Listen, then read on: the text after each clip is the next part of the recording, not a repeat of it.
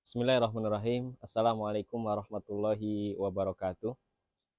Alhamdulillahirabbil alamin. Shalatu wassalamu ala Rasulillah wa ala alihi wa ashabihi wa man tabi'ahum bi ihsanin ila yaumiddin. Amma ba'du. Kaum muslimin yang dirahmati Allah Subhanahu wa taala, tidak bisa dipungkiri bahwa salah satu penunjang kesuksesan dalam proses pendidikan adalah adanya bi'ah atau lingkungan yang baik.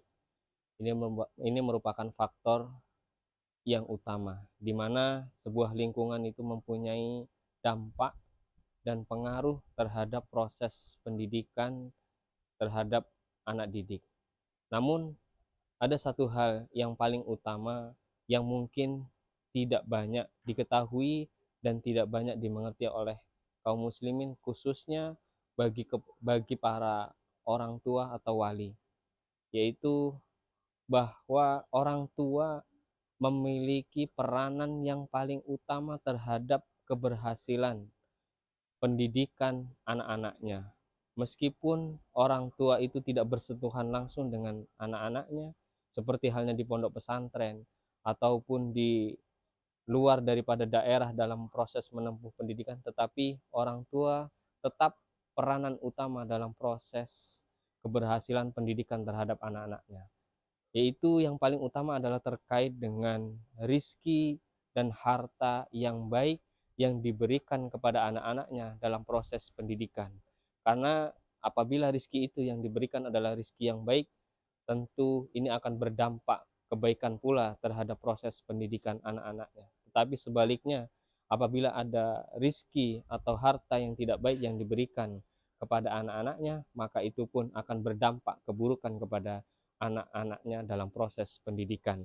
Hal ini sebagaimana firman Allah Subhanahu wa taala dalam Quran surat Al-Mu'minun ayat 51. Allah Subhanahu wa taala mengatakan, A'udzubillahi minasyaitonirrajim. Ya ayyuhar rusul, kulu minat thayyibati wa amal sholihah.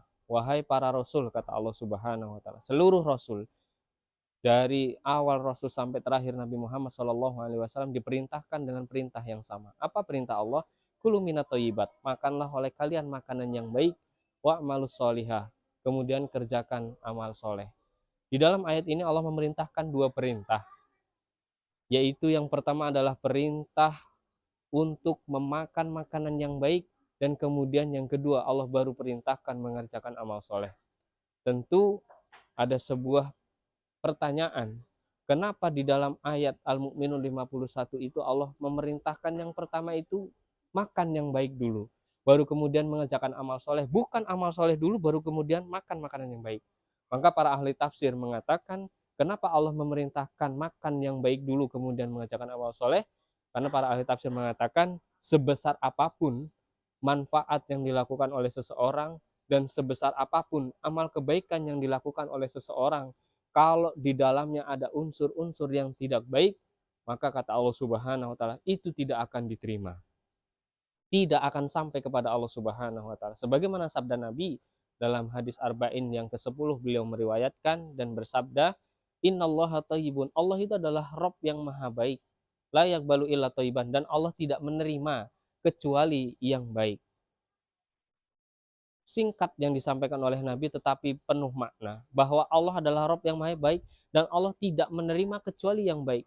Segala sesuatu yang tidak baik tidak akan Allah terima. Jadi jangan kita kemudian akal-akali dengan melakukan kebaikan tetapi di dalamnya ada unsur yang tidak baik. Contoh, mungkin kita sedekah. Sedekah itu adalah perbuatan yang baik, tapi hasil yang kita sedekahkan itu adalah hasil dari yang tidak baik, mencuri, mungkin korupsi, ya, mengambil hak orang lain kemudian kita sedekahkan, itu tidak akan semata-mata itu amalan yang kita lakukan itu tidak akan sampai kepada Allah Subhanahu wa taala. Maka Imam Al-Thawri rahimahullah sampai mengatakan, orang yang ingin membersihkan dosa dengan melakukan amal soleh yang terdapat di dalamnya, amal soleh itu adalah terdapat di dalamnya adalah ada unsur yang tidak baik, maka dia seperti orang yang ingin membersihkan pakaian yang terkena najis, yang pakaian terkena najis itu ia bersihkan dengan air kencing. Bukan tambah bersih pakaian itu, justru malah tambah kotor dan tambah tidak justru tambah kotor dan tidak ada kebersihan di dalam pakaian itu. Maka dalam hal ini khususnya kepada para orang tua, stop dulu ya, udah 4 menit. Maka bagi para orang tua ini khususnya harus sangat diperhatikan dalam menempuh proses pendidikan kepada anak, yaitu ada rizki yang baik yang diberikan kepada mereka, karena ini menentukan kebaikan, kesuksesan, keberhasilan daripada anak-anak didiknya. Percuma sebagus apapun tempat pendidikan yang diberikan kepada anak-anaknya, semewah apapun fasilitas pendidikan yang diberikan kepada anak-anaknya, kalau anak kita diberi daripada nafkah atau dinafkahi daripada nafkah yang tidak baik, itu mustahil.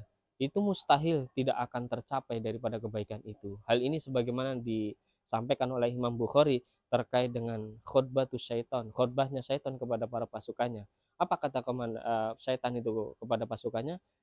Syaitan itu mengatakan, idza ra'aita rajulan muta'abbidan, wahai pasukanku, kata komandan syaitan, kalau kalian melihat seorang pemuda yang tumbuh dalam rangka beribadah kepada Allah Subhanahu wa taala, kalau kalian melihat seorang pemuda yang taat selalu kepada Allah Subhanahu wa taala, salat 5 waktu on time di masjid, setiap hari membaca Al-Qur'an minimal 1 juz, setiap hari dia rajin qiyamul lail tidak pernah telat, dan setiap hari dia selalu melakukan kebaikan-kebaikan yang mana tidak ada kemaksiatan sedikit pun dilakukan oleh pemuda ini. Tentu kalau dia seorang pemuda yang sedang dalam proses menempuh pendidikan dan belum mempunyai pekerjaan dan penghasilan, berarti yang dilihat siapa? Orang tuanya. Kalau kalian melihat seorang pemuda dengan kriteria tersebut, maka kata komandan setan, jangan buru-buru diganggu.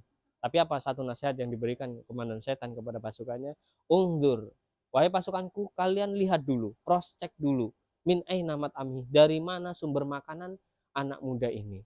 Kalaulah dia diberi nafkah yang tidak baik, maka kata komandan setan, sudah, tak usah kalian mengganggu, tak usah kalian mendekati. Cepat atau lambat pemuda yang tadi tumbuh dalam rangka beribadah kepada Allah Subhanahu wa taala, pasti dia akan menjauh dari Allah Subhanahu wa taala. Dalam hadis lain juga Rasul mengatakan, fa ayyuma abdin, tidaklah seorang hamba yang memasukkan sesuap makanan yang haram atau yang tidak baik ke dalam tubuhnya, matuh balu minhu arba'ina yauman, ibadahnya, doanya tidak akan diterima oleh Allah Subhanahu wa taala selama 40 hari. Meskipun dia beribadah qiyamul lail, memohon kepada Allah di sepertiga malam, tetapi kalau ada sesuap makanan yang tidak baik masuk ke dalam tubuhnya, balu minhu arba'ina yauman, Allah tidak akan memberikan, tidak akan menerima amal ibadahnya dan doa-doanya selama 40 hari. Mudah-mudahan ini menjadi renungan bagi kita semua, wabil khusus kepada Bapak Ibu wali, Bapak Ibu yang mempunyai anak yang dalam hal ini sekarang masih dalam proses menempuh pendidikan. Maka hal ini yang menjadi salah satu kunci keberhasilan bagi anak didiknya, anak-anaknya dalam menempuh pendidikan, yaitu berikan mereka nafkah yang baik. Niscaya dengan nafkah yang baik itu mereka akan mudah dalam menghafal, mudah dalam belajar, mudah dalam mengerjakan amal soleh. Mudah-mudahan sedikit ini bisa bermanfaat bagi diri saya pribadi dan kaum muslimin umumnya. Saya akhiri, alhamdulillahirobbilalamin, subhanakallahumma wa bihamdika asyhadu alla anta astaghfiruka wa atubu ilaik. Assalamualaikum warahmatullahi wabarakatuh.